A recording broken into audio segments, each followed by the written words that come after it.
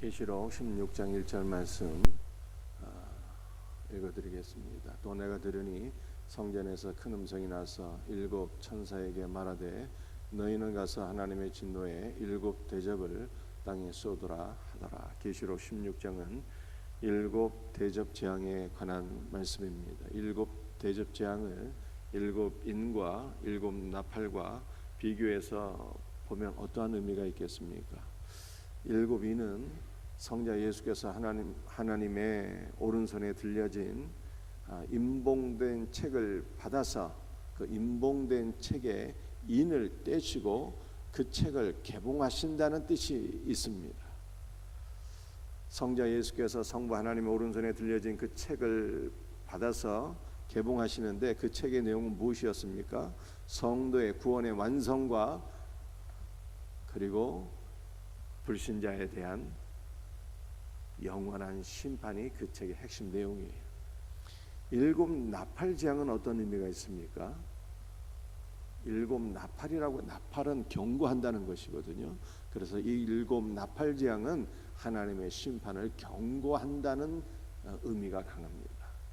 그런데 일곱 대접은 어떠한 의미가 있겠습니까? 일곱 대접, 대접 안에 하나님의 진노의 재앙과 심판이 다 들어있는데 그것을 아낌없이 이 땅에 쏟아붓겠다는 뜻입니다. 그러므로 일곱 대접 재앙은 하나님의 진노의 큰 심판을 의미한다. 이렇게 우리가 이해하면 되겠습니다.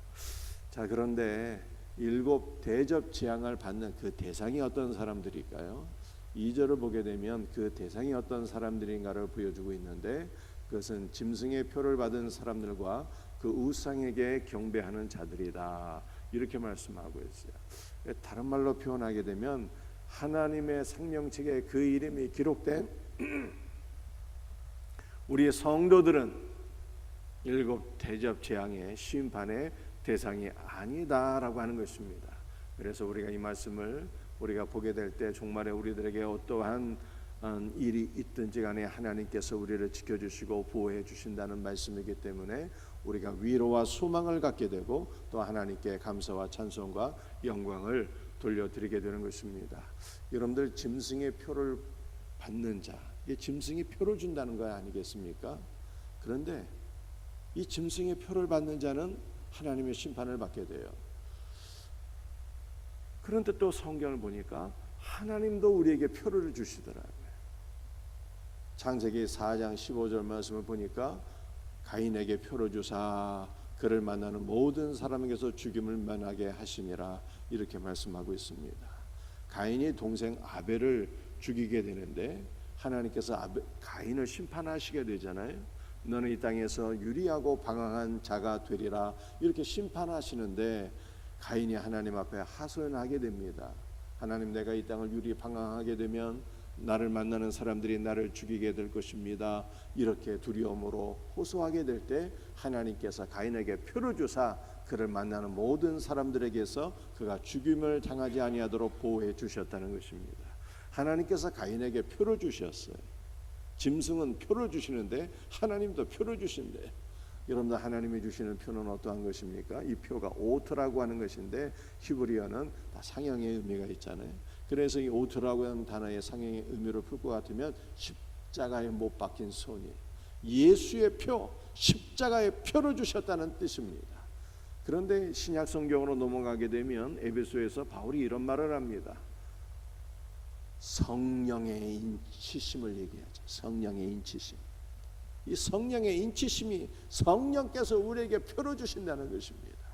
성령의 역사로 말미암아 우리가 거듭나서 주 예수 그리스도를 믿음으로 영접하게 될 때 이는 나의 사랑하는 자녀, 나의 사랑하는 백성, 나의 소유된 자라고 하는 표를 주신다는 거예요. 그러므로 하나님의 표를 받는 자, 즉 성령의 인침을 받는 자는 하나님께서 지켜주시고 보호해 주시고 이들은 하나님의 심판의 대상이 아니라 은혜와 축복의 대상이다 라고 하는 것을 성경이 말씀하고 있는 것이죠.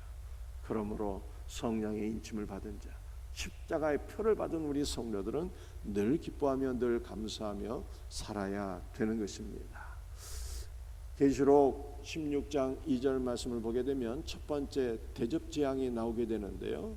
이 대접재앙은 짐승의 표를 받는 자들이 그 대상이 된다는 것을 이미 설명드렸습니다. 그런데 첫 번째 대접재앙의 내용이 무엇입니까? 악하고 독한 종기가 나는 것입니다. 그런데 이 첫 번째 대접재앙은 하나님께서 이스라엘을 구원하기 위해서 애굽에 10가지 재앙을 내리셨는데요. 여섯 번째 재앙과 매우 유사합니다. 이 여섯 번째 재앙이 출애굽기 9장 10절에 기록되어 있어요. 말씀을 같이 읽어보겠습니다. 그들이 화덕의 재를 가지고 바로 앞에 서서 모세가 하늘을 향하여 날리니 사람과 짐승에게 물어 악한 종기가 생기고 사람과 짐승에게 붙어 악한 종기가 생기고, 이 악한 종기라는 것이 첫 번째 대접재앙의 내용, 악하고 독한 종기와 같은 것으로 우리가 생각할 수가 있습니다. 여러분들, 그들이라고 하는 것은 모세와 아론을 가리키고요, 화덕의 죄는 이스라엘 백성들이 노예 생활을 했잖아요. 그들이 화덕에서 벽돌을 굽고 이것으로 많은 성들을 짓게 되었는데, 그 화덕에 남은 재를 가지고 바로 앞에 서서 모세가 하늘을 향하여 날리게 될 때 이것이 사람들에게 붙어서 악성 종기가 되었다, 이러한 말씀입니다. 그런데 이 여섯 번째 종기 재앙은요, 특징이 있습니다. 어떠한 특징이 있는가 하면은 하나님께서 애굽 백성들에게 내린 10가지 재앙 가운데 사람에게 직접적으로 타격을 준 첫 번째 재앙인 것입니다. 사람과 짐승에게부터 악성 종기가 생기고 라고 말씀하고 있잖아요. 사람에게 직접적으로 타격을 준 첫 번째 재앙이에요. 그러므로 이 여섯 번째 종기 재앙이 대접 재앙에서는 첫 번째 재앙이 되지 않습니까? 그러므로 앞으로 이 대접 재앙을 통해서 많은 사람들이 타격을 받고 죽게 될 것을 보여주고 있는 것이 첫 번째 대접 재앙이다라고 우리가 이렇게 이해를 할 수가 있겠습니다. 여러분들, 두 번째 대접 재앙을 보게 되면 우리 말씀을 한번 읽어보겠습니다. 16장 3절입니다. 둘째 천사가 그 대접을 바다에 쏟음에 바다가 곧 죽은 자의 피같이 되니 바다 가운데 모든 생물이 죽더라. 두 번째 대접 재앙을 통해서는 바다가 피가 되어서 바다 가운데 모든 생물이 다 죽게 됩니다. 여러분들, 이것은 바다가 문자적으로 피가 된다는 것을 의미하기보다는 바다의 생태계가 파괴되는 것을 우리들에게 보여주고 있는 것입니다. 바다 생태계의 오염과 파괴를 의미하는 것이죠. 그래서 바다 가운데 모든 생물이 다 죽게 된다는 것입니다. 2023년도에 일본은 핵 오염수를 방류하게 되었는데, 그런데 올해 보니까 일본 앞바다에 많은 물고기가 죽어 있는 것을 우리가 보게 되었어요. 일본은 아무 문제가 없다고 핵 오염수를 방출하고 있는데, 그러나 유럽과 미국에 있는 연구소들의 이 보고를 우리가 보게 되면은 많은 문제가 일어날 수 있다는 것을 말하고 있습니다. 그런데 일본은 이 핵 오염수를 한번 방출하는 것으로 끝나는 것이 아니라 앞으로 30년 동안 지속적으로 핵 오염수를 방출할 예정입니다. 30년 동안 이 핵 오염수를 방출하게 될 때 바다에 어떠한 일이 있게 될 것인가, 매우 우려스러운 상황이 아닐 수가 없어요. 그런데 이미 성경은 이 바다가 이렇게 해를 받고 오염되고 파괴될 것을 이미 말씀하고 있는 것입니다. 그런데 이 두 번째 대접 재앙은 두 번째 나팔 재앙과 매우 유사합니다. 두 번째 나팔 재앙의 말씀 한번 읽어볼까요? 둘째 천사가 나팔을 부니 불붙는 큰 산과 같은 것이 바다에 던져지매 바다의 3분의 1이 피가 되고 바다 가운데 생명 가진 피조물들의 3분의 1이 죽고 배들의 3분의 1이 깨지더라. 여러분들, 두 번째 나팔 재앙은 바다 가운데 3분의 1이 피가 되고 바다의 생명 가운데 3분의 1이 죽는 것을 말씀하고 있습니다. 그러니까 국지적인 일부의 파괴를 얘기하고 있죠. 그러나 두 번째 대접 재앙은요, 일부 바다가 이렇게 오염되고 파괴되는 것이 아니라 전 지구적인 바다의 오염이다. 바다 가운데 모든 생물이 3분의 1이 아니라 모든 생물이 죽는 것이 두 번째 대접 재앙이다. 이렇게 말씀하고 있는 것입니다. 여러분도 오늘 살펴볼 것은 이제 세 번째 재앙이 마지막 재앙인데요. 세 번째 재앙은 어떠한 것입니까? 셋째 천사가 그 대접을 강과 물 근원의 소돔에 피가 되더라. 두 번째 대접 재앙은 바다가 오염되는 것인데, 세 번째 대접 재앙은 강들과 모든 물근원이 피가 되는 그러한 재앙입니다. 여러분들 이 세 번째 대접 재앙은 세 번째 나팔 재앙과도 유사한데요. 세 번째 나팔 재앙 계시록 말씀 우리 한번 같이 읽어보겠습니다. 셋째 천사가 나팔을 부니 핫불같이 타는 큰 별이 하늘에서 떨어져 강들의 3분의 1과 여러 물샘에 떨어지니 그 물이 쓴물이 되므로 많은 사람이 죽더라. 여러분들 세 번째 나팔 재앙은 국지적인 재앙이죠. 강들의 3분의 1이 피가 아니라 쓴 물이 되고 많은 사람들이 죽게 되는 국지적인 재앙인 반면에, 그러나 세 번째 대접 재앙은요, 지구상에 있는 모든 강들과 물 근원이 피로 변화되는 전 지구적인 재앙인 것을 성경이 말씀하고 있습니다. 그런데 이 세 번째 대접 재앙은 애굽 땅에 임한 10가지 재앙 가운데 첫 번째 재앙과 유사해요. 이 첫 번째 재앙에 관한 말씀 출애굽기 7장 17절 18절 한번 읽어보겠습니다. 여호와가 이같이 이르노니 내가 내 손에 지팡이로 나일강을 치면 그것이 피로 변하고 나일강의 고기가 죽고 그 물에서는 악취가 나리니. 하나님께서 모세의 지팡이로 애굽 사람들이 의지하고 숭배하는 나일강을 치겠다 이렇게 말씀하시죠. 하나님께서 나일강을 모세의 지팡이로 치게 될 때 그것이 피로 변화가 되었어요. 여러분들 나일강은 어떤 강입니까? 애굽의 생명줄이에요. 젖줄입니다. 이 나일강은 애굽의 젖줄일 뿐만 아니라 아프리카 전체에 물을 공급하는 그러한 생수의 역할을 하는 것이죠. 그런데 이러한 나일강이 하나님 앞에 심판을 받아서 피로 변화가 되었습니다.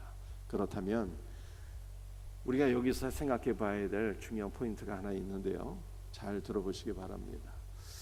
나일강이 피로 변화되었을 때 애굽 사람들만 고통을 받게 되었을까요? 아니면 고센 땅에 살던 이스라엘도 고통을 받게 되었을까요? 애굽 사람만이 아니라 고센 땅에 사는 이스라엘 백성들도 물을 마실 수가 없고 함께 고통을 당한 것입니다. 그렇다면 세 번째 대접 재앙을 다시 한번 보시기 바랍니다. 하나님께서 전 지구적인 심판을 하셨어요. 세 번째 대접 재앙이 일어나니까 지구의 모든 강들과 물 근원이 피로 변화된 것입니다.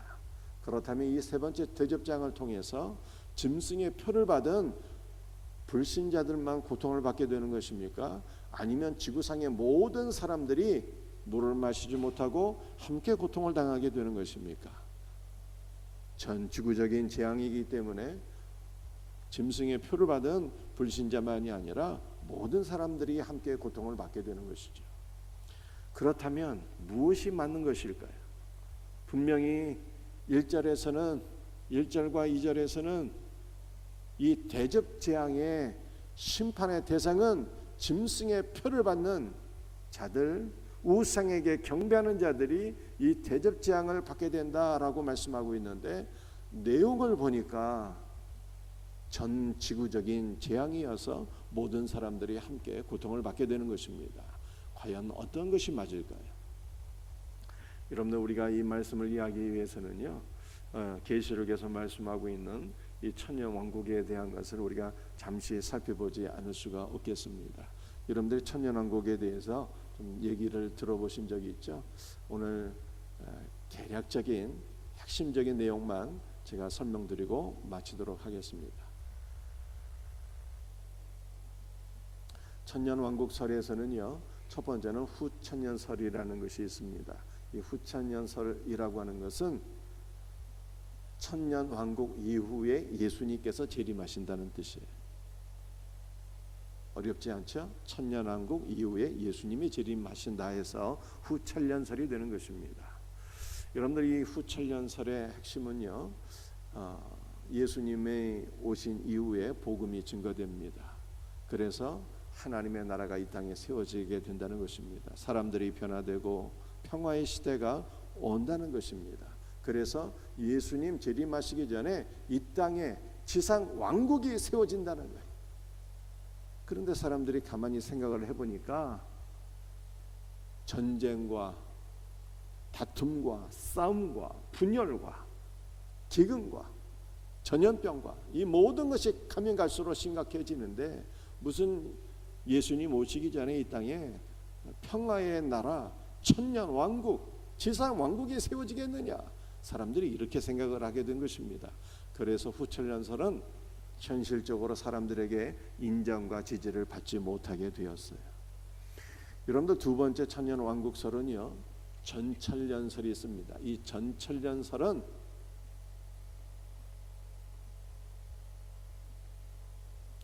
천년 왕국 이전에 예수님께서 오신다는 뜻입니다. 천년 왕국 이전에 예수께서 재림하신다는 거예요. 근데 이 천년 왕국은 이 세대주의 전천년설은요, 전천년설은 두 가지로 나뉘어지게 되는데 세대주의 전천년설, 그 다음에 역사적인 전천년설이 있습니다. 요 두 가지가 세대주의 그리고 역사적 전천년설이 오늘 본문과 관련된 말씀이어서 요 내용을 지금 살펴보려고 하는 것입니다. 그런데 이것을 설명드리기 전에 마지막으로 보면 무천년설이 있어요. 이 무천년설은 천년 왕국이 문자적으로는 없다는 것입니다. 그래서 무천년설이에요. 그런데 천년 왕국이 아예 없는 것은 아니고 예수님의 초림과 재림까지의 기간이 바로 천년 왕국이며 이때 문자적으로 지상 낙원이 세워지는 것은 아니지만 우리가 그리스도와 함께 왕노릇하는 기간이다라고 해서 이게 무천년설이 되는 것입니다. 그리고 무천년설은 어떤 의미에서 보게 되면은 후천년설과 유사한 면도 있는데 왜냐하면 천년 왕국 이후에 예수께서 재림하신다라고 하는 측면에서는요, 후천년설과 유사한 측면이 있게 되는 것입니다. 그리고 이 무천년설은 우리 교단을 비롯해서 보수적이고 전통적인 교단에서 가장 많이 지지하는 학설이기도 합니다. 그런데 오늘 우리가 살펴볼 것은 이 두 가지 천년설이에요. 세대주의 전천년설이 있는데 이 세대주의 전천년설은 어떤 내용인가 하면은 일단은 다시 한번 설명드립니다. 천년왕국 이전에 예수께서 재림하신다는 거잖아요. 그런데 예수님의 재림이 두 번 있다는 것이 세대주의 전천년설이에요. 어떠한 재림이 있는가 하면 첫 번째 재림은 예수님의 공중 재림이 있어요. 그러면 성도들은 휴거가 되는 것이죠. 그리고 예수님의 두 번째 재림은요, 지상 재림이 있다는 것입니다. 그리고 예수님의 이 공중 재림과 지상 재림 이 사이의 기간이 바로 7년 대환란이라는 것입니다. 그런데 이 7년 대환란 기간 가운데 성도는 이미 휴거되어 있는 거예요. 그래서 성도는 하나님의 심판과 재앙과는 아무 상관이 없으며 이 땅에 남겨진 짐승의 표를 받은 자들, 즉 불신자들만 하나님의 재앙과 심판을 받게 된다는 것이 세대주의 전천년설이 되겠습니다. 그런데 역사적인 전천년설은 어떤 것일까요? 여러분들 역사적인 전천년설은요, 참고로 말씀을 드리면 지금은 총신에서 가르치는 분들이 외국에서 다 공부를 하고 오신 분들이어서 여러분들 서양의 기독교에 영향을 많이 받아서 다 무천년설을 지지하고 있습니다. 반면에 이 역사적 전천년설은요, 한국의 전통적인 우리 기라성 같은 유명한 교수와 목회자들이 다 지지한 학설이 되겠습니다. 제가 어렸을 때 총신에서 강의하시던 박윤선 목사님, 박형용 교수, 이런 분들이 총신에 기라성 같은 교수들이 다 지지한 학설이, 여러분들 한국교회가 낳은 위대한 목회자 오카는 목사님도 지지한 것이 바로 역사적인 전철연설이 되겠습니다. 그런데 역사적 이 전철연설은요, 어떤 것일까요? 천년왕국 이전에 예수께서 재림하신다라고 하는 것을 말씀하고 있죠. 그런데 세대주의와 비교해서 차이점은 예수님의 재림이 한 번이라는 것입니다. 공중재림과 지상재림으로 나뉘어지지 아니하고 예수님의 재림은 한 번이라는 것이 역사적 전철연설이에요. 그리고 이 역사적인 전철연설에 의하게 되면 예수님 재림 전에 7년 대환란이 있게 되는데 성도들도 함께 이 대환란을 통과하게 된다는 것입니다. 그러므로 역사적인 전철연설에 의하게 되면 대접재앙도 함께 통과를 하게 되는 것입니다. 여러분들 어떤 것이 맞을까요? 일단은 전철연설 가운데 두 가지, 세대주의와 역사적인 전철연설이 있는데요. 세대주의 전철연설은요, 우리 교단 입장에서는 절대로 받아들일 수 없는 학설이 되겠습니다. 왜냐하면 예수님 재림 이후에 천년왕국이 이루어지게 되는데 이 세대주의 전철연설에 의하게 되면 유대교가 다시 부활하게 되는 거예요. 이스라엘 성전이 다시 세워지게 되고 성전 제사가 다시 회복된다는 것이 세대주의 전철연설인 것입니다. 예수님께서 오심으로 성전의 모든 제사가 다 종결되었는데 이제 우리는 짐승 제사를 드리는 것이 아니라 하나님은 영이시니 영과 진리로 예배할지니라. 성경이 이렇게 말씀하고 있는데 다시 유대교가 회복되어서 성전이 복구되고 제사가 회복된다는 것은 우리 교단에서는 절대로 받아들일 수 없는 이 학설이 되는 것입니다. 여러분들 우리 교단에서는 이 역사적 전철연설과 무철연설이 두 가지를 우리가 취할 수 있는 학설인데요. 이 무철연설에 이해할 것 같으면 7년 대환란은 문자적인 것이 아닌 것입니다. 영적인 것이고 상징적인 것이죠. 이 7년 대환란 가운데 7 대접 재앙이 이루어지기 때문에 7 대접 재앙도 역시 문자적으로 이해할 수 없다는 것이 무철연설의 내용이 되겠습니다. 여러분들은 어떠한 것이 맞는 것일까요? 결론적으로 말씀을 드리게 되면 우리 성도들이 7년 대환란을 통과하든지 혹은 그렇지 않든지 간에 여러분들 우리는 하나님의 보호하심 아래에 있다는 것이 성경의 핵심 결론인 것입니다. 우리는 성령의 인침을 받은 하나님의 자녀이기 때문에 어떠한 환난을 통과하든지 그렇지 않든지 간에 하나님께서 우리를 지켜주시고 보호해 주시는 거예요. 7년 대환란이 있을지라도 하나님께서 우리를 지켜주시며 보호해 주시며 우리는 그리스도와 함께 통과하는 것입니다. 우리 홀로 통과한다면 통과할 수 없겠지만 그리스도께서 우리를 붙잡고 가시는 거예요. 그리스도와 함께 통과하는 것이기 때문에 우리는 어떠한 일이 있을지라도 두려워할 것이 없다는 것입니다. 오직 주님만을 믿고 의지하고 소망함으로 담대한 믿음으로 승리하는 우리 복된 성도들이 다 될 수 있기를 예수님의 이름으로 축복합니다. 기도하시겠어요? 아버지 하나님 감사합니다.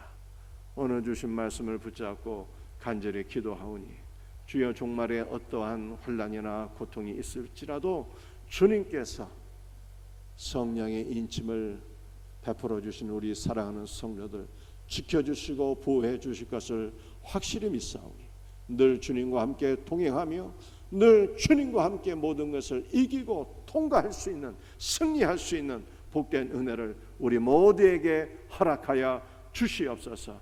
오늘 이 새벽에도 주의 볼로 우리를 덮어주시고 주 예수의 이름으로 간구하는 모든 것들을 주께서 들으시고 응답하여 주시옵소서. 모든 것 감사하며 예수님의 이름 받들어 간절히 기도드리옵나이다.